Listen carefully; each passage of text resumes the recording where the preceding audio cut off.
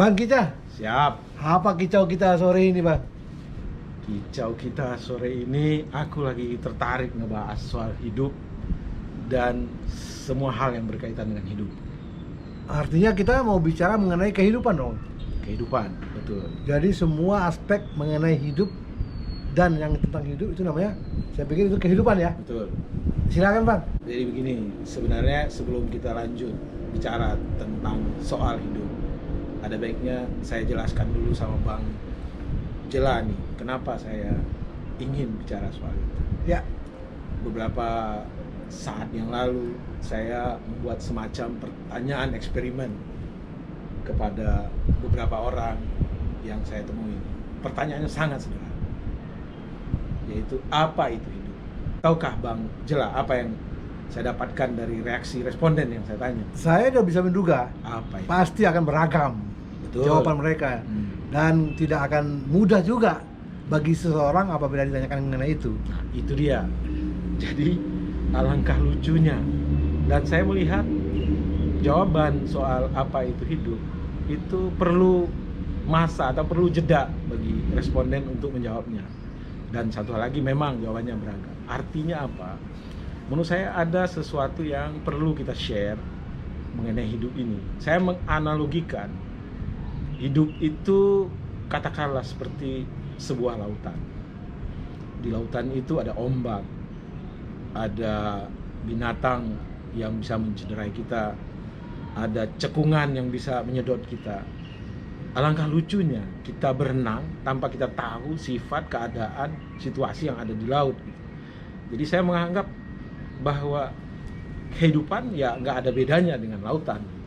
Alangkah eloknya kita coba bahas segala hal tentang hidup dan yang berkaitan dengan hidup. Begitu Bang Jela. Oke, berarti kita coba menganalogikan ya.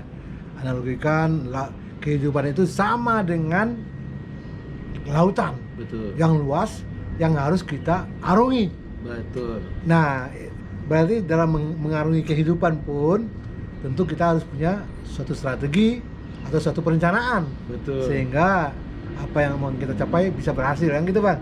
Jelas. Nah, kalau kita pakai literasi yang ada, apa itu hidup? Katakanlah KBBI. Saya coba buka, setidaknya ada 9 deskripsi tentang hidup. Hidup adalah yang ada. Hidup adalah harapan. Misalnya hiduplah Indonesia Raya. Jadi ada harapan yang terkandung dalam kalimat tersebut.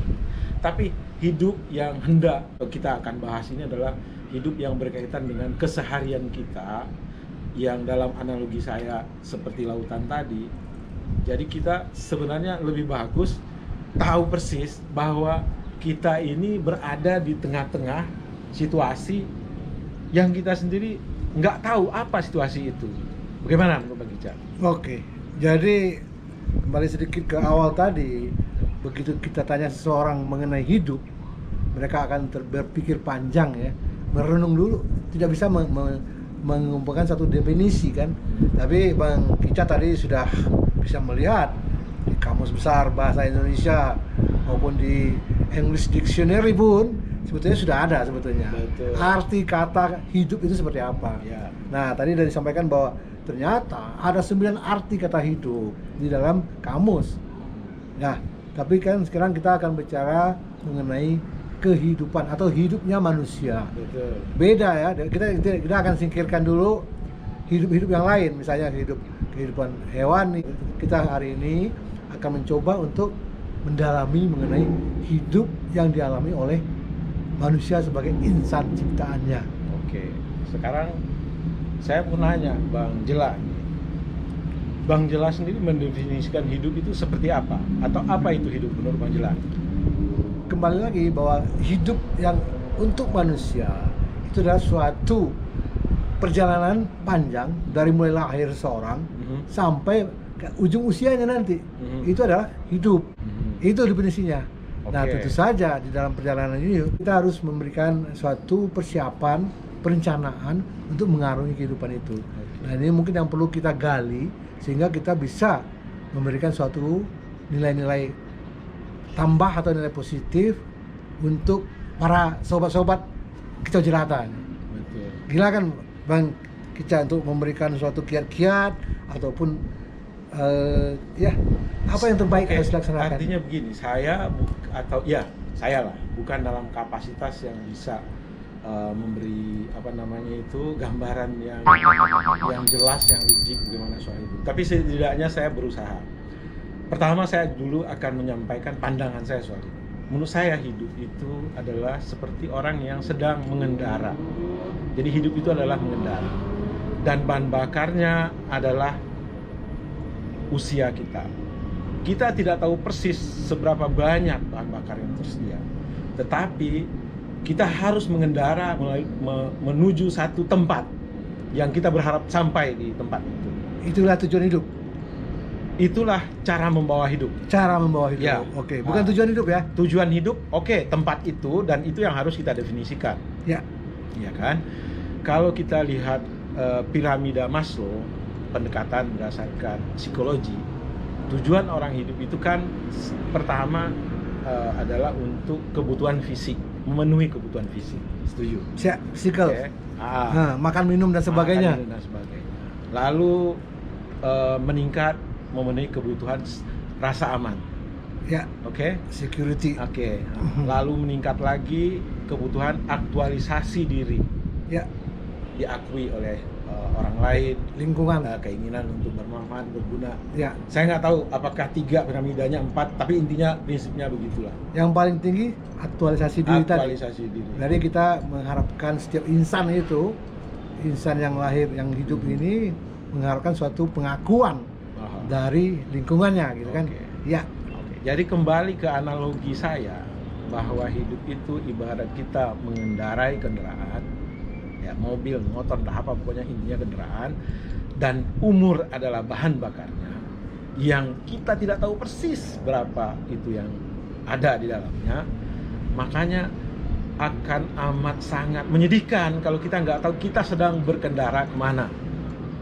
Jadi yang paling logis, paling masuk akal adalah kita tentukan hidup ini kita mau bawa kemana, kendaraan ini kita mau tujukan kemana. Katakanlah misalnya kita dari Jakarta ke Bandung, tujuan kita Bandung. Tentu untuk mencapai Bandung kita harus mencari referensi dari buku, dari orang-orang yang pernah dan dia tiba di Bandung.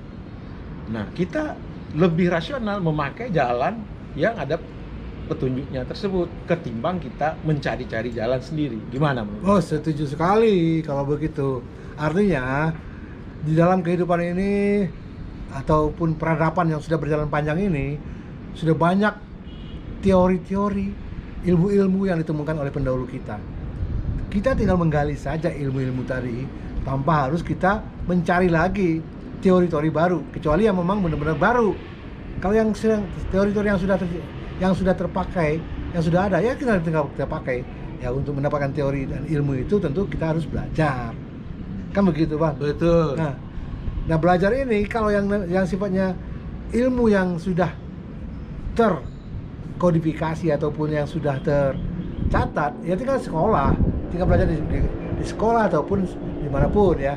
Tapi untuk ilmu-ilmu yang di luar itu, ya kita juga bisa belajar dari keadaan sehari-hari, dari kejadian sehari-hari. Betul. Ya kalau di orang Padang itu bilang ya alam tak kambang jadi guru itu. Oke. Jadi alam yang luas ini kita jadikan guru untuk kita belajar. Betul. Tapi kalau memang kita harus menggali sendiri, itu kan butuh waktu lama. Betul. Nah ini gimana kiatnya Bang Kica untuk bisa supaya waktu kita yang tersedia sedikit ini bisa kita manfaatkan untuk tanpa banyak lagi belajar, tapi kita bisa running well atau lari kencang ya. Oke. Silakan. Artinya ada komponen ruang, ada komponen waktu. Ya. Oke.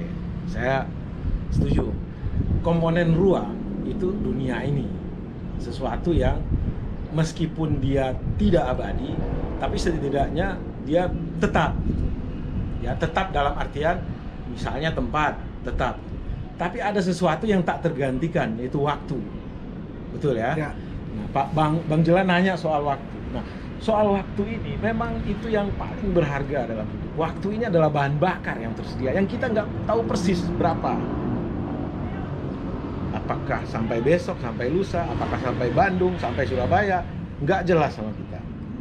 Tugas kita adalah memanfaatkan waktu yang kita tidak tahu itu, berada terus kita di jalan yang memang menuju tempat yang kita inginkan.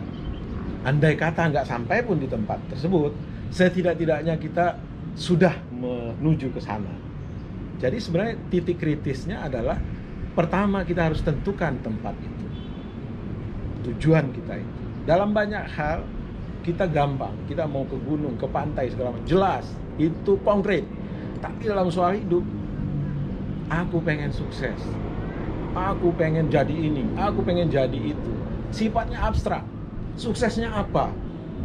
Karena banyak pilihan profesi untuk jadi sukses. Jadi tujuan yang harus kita tetapkan ini harus konkret. Saya pengen sukses, suksesnya sebagai apa? Bagaimana menurut Bang Ica? Setuju. Jadi kalau kita hanya menyatakan sukses, itu kan abstrak. Sementara yang mau kita capai ini adalah suatu hal yang real, yang nyata. Jadi kita harus menetapkan tujuan kita ini. Tujuan hidup kita adalah untuk menjadi sukses dalam bidang apa? Betul. Kita mau jadi profesi apa? Profesinya harus jelas. Betul. Kemudian mau jadi pedagang apa? Kemudian misalnya untuk jadi seorang akuntan apa? Akuntan ya, bukan akuntan. Sebagai akuntan. Kemudian seorang pilot apa? Jadi memang harus, yang sukses yang mau kita kejar itu adalah sukses di dalam bidang tertentu yang benar-benar real dan nyata. Nah itu, menurut pendapat saya seperti itu. Betul. Jadi artinya setelah kita memulai sebuah pertanyaan, apa yang menjadi tujuan akhir kita, katakanlah itu sudah senyata, sudah sekonkret mungkin, ya. Maka jalan kedua yang harus kita lakukan adalah bagaimana kita untuk sampai ke sana, ya kan? Betul. Analoginya begini, Bung Jela, saya mau ke Bandung, Ya. dan saya belum pernah ke Bandung. Saya start di Jakarta. Tentu akan tidak elok rasanya kalau saya langsung naik mobil dan saya berjalan saja. Itu adalah pekerjaan yang sia-sia, bisa sampai bisa tidak. Jalan yang paling rasional yang harus saya lakukan adalah saya mencari peta dari Jakarta ke Bandung sehingga saya tahu jalan.